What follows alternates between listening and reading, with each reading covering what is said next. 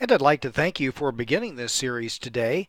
My name's Chris White, and this is All Saints' Day, a Protestant perspective on a very Catholic idea. Lots of people don't really know anything about All Saints' Day, but they do know about the day before. We call this, of course, Halloween, which is a long-term corruption of the Older English All Hallows' Eve. That happens every October 31st, and it will be a topic of a future video. But All Saints' Day follows Halloween on November 1st. It commemorates all the known saints of the Church who are in heaven. This is actually an obligatory observation in the Catholic Church, meaning that Mass must be attended. Actually, Protestant denominations such as the Anglicans and even Methodists observe this to a lesser degree. The Orthodox observe this at different times. All Saints' Day is followed by All Souls' Day on November 2nd. This is where all the Church's departed are remembered. It is often observed around the world by visiting graveyards and cleaning them up, lighting candles on graves, placing flowers there, very much like a Memorial Day. But there is a huge doctrinal issue in play here, isn't there? All Saints in general operates under the premise that the recognized saints of the Church are the only ones certain to have achieved the beatific vision, or if I could put that in lesser terms, are certain to be with God in heaven right now.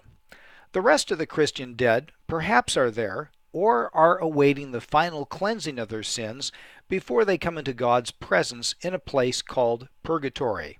Hence, all saints and all souls. One celebrates the Church triumphant, the Church who is with Christ now. The other seeks to increase its number through the prayers offered for all the departed Christians. Now, as a Protestant and card-carrying evangelical, I know this is at odds with just about every level of doctrine regarding soteriology, eschatology, even ecclesiology.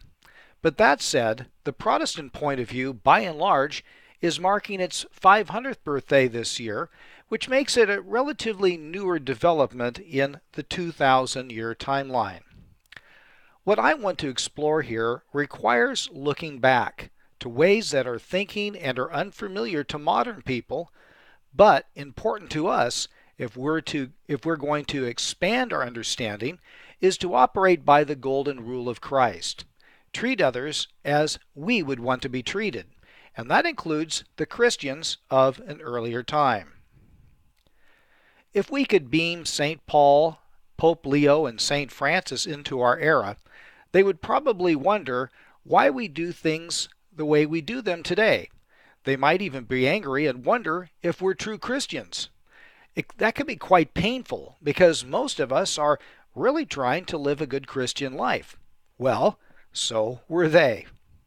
So even though time transport is not possible, let's treat the ideas of our forebears with charity and sympathy, learning on their terms first, and then we're going to be better prepared to evaluate their ideas in our present context.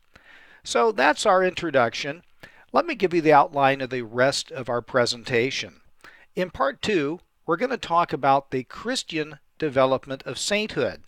In part 3, we'll talk about the entailments of the cult of the saints.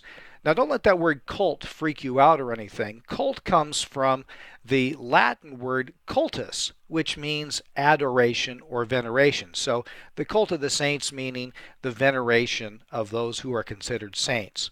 Finally, as we conclude the series, we'll talk about the Protestant dismantling of the cult of saints, and finally, the evangelical rehabilitation of the saints. So that's it for this segment, but please come back for part 2. Until then, this is Chris White. Thanks for watching.